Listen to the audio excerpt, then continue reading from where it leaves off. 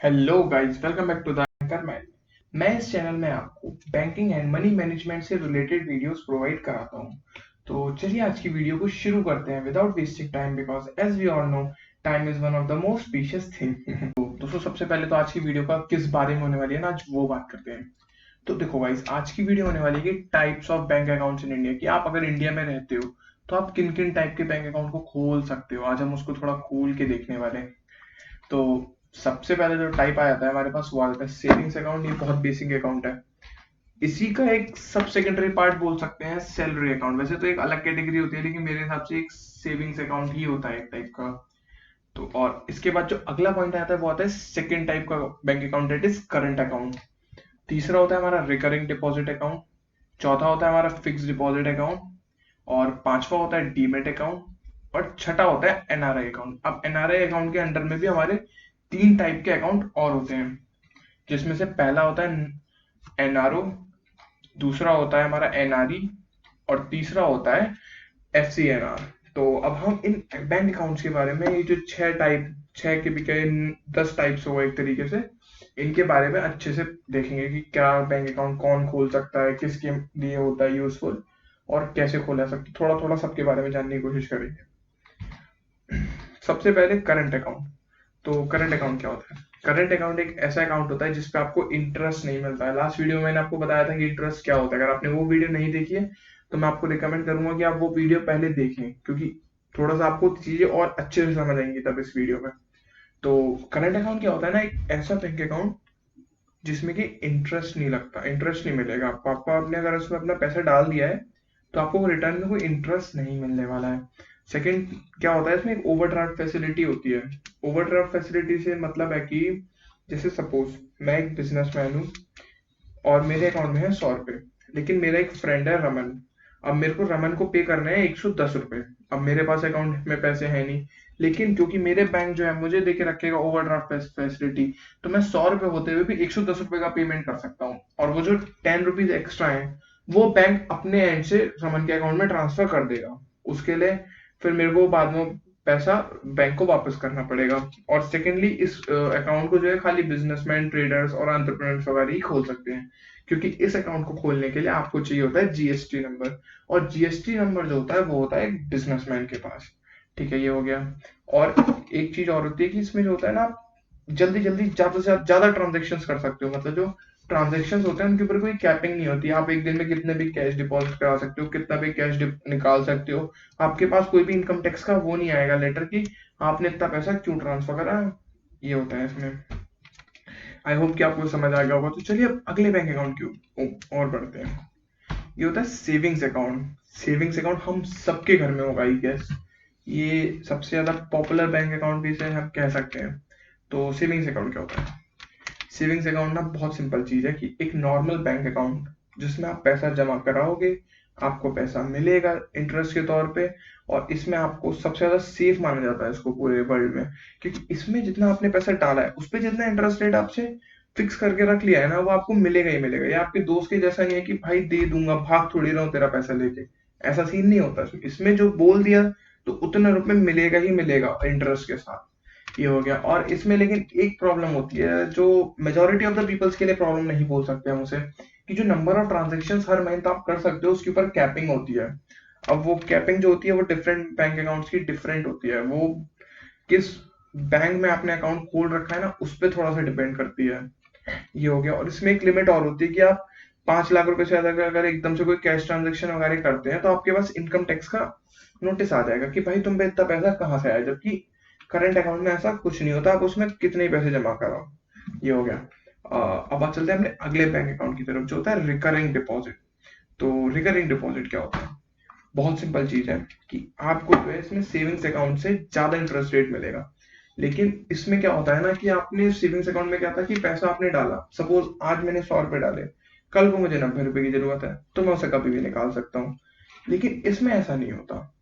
इसमें क्या है, इसमें भी आप निकाल सकते हो, लेकिन इसमें अगर आप ऐसे पैसे निकालोगे तो आपको पेनल्टी देनी पड़ेगी। और एक प्री मेच्योर टाइम होता है, कि जैसे अगर आपकी रिकरिंग डिपॉजिट जो है वो आपने सोचा कि 1 साल की है, तो 1 साल जो हो गया उसका मेच्योरिटी पीरियड हो गया। तो अगर आप उसको 1 साल से पहले निकालेंगे तो आपका एक प्री मेच्योरिटी पीरियड में पैसा निकालने की वजह से पेनल्टी पड़ेगी, वो पेनल्टी की वजह से आपका इंटरेस्ट रेट कम हो जाएगा। लेकिन इसमें जो होता है, रिटर्न्स जो होते हैं वो काफी हाई होते हैं as compared to savings account. और इसमें जो होता है ना, आपको हर मंथ पैसा डिपॉजिट करना होता है कि आपने इस मंथ, और एक वैल्यू फिक्स हो जाती है, उस वैल्यू को ही आप डिपॉजिट कर सकते हो हर मंथ।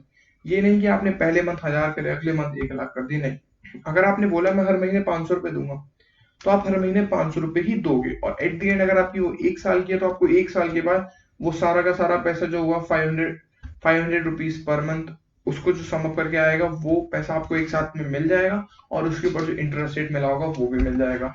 रिकरिंग डिपॉजिट में जो होता है यूजुअली 5% से लेकर 6% का इंटरेस्ट रेट मिलता है, जो कि सेविंग्स अकाउंट से ज्यादा है, क्योंकि सेविंग्स अकाउंट में आपको नॉर्मली जो मिलता है वो 2.5% से लेके 3.5% के बीच में मिलता है। तो ये सेविंग्स अकाउंट से ज्यादा है, लेकिन आप इसमें पैसा कभी भी निकाल नहीं सकते हो अचानक से, अदरवाइज आपको पेनल्टी पे करनी पड़ेगी। हाँ ठीक है। अगला हो गया फिक्स डिपॉजिट। फिक्स डिपॉजिट और रिकरिंग डिपॉजिट में ऐसा कुछ डिफरेंस है नहीं। जैसे कि क्या था ना, रिकरिंग डिपॉजिट में क्या है कि आपको हर मंथ देना होता है, लेकिन इसमें आप ऐसा नहीं कर सकते।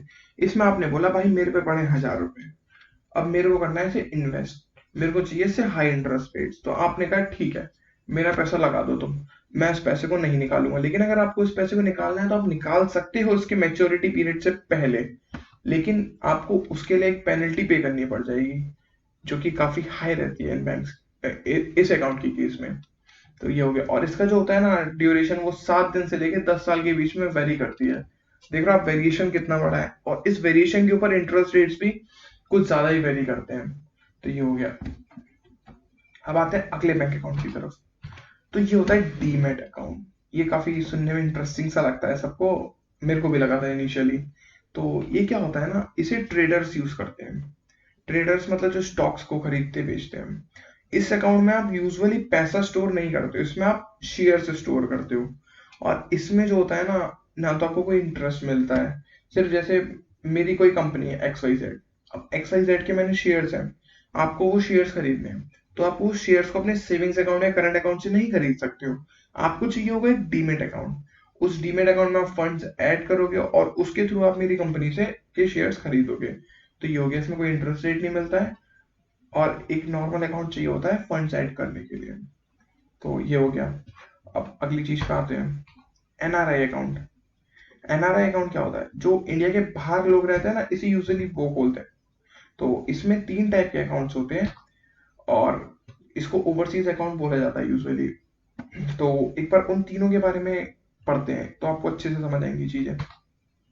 सबसे पहला होता है non resident ordinary savings account और फिक्स डिपॉजिट अकाउंट। आप इसे सेविंग्स अकाउंट भी खोल सकते हो, फिर फिक्स डिपॉजिट अकाउंट भी खोल सकते हो।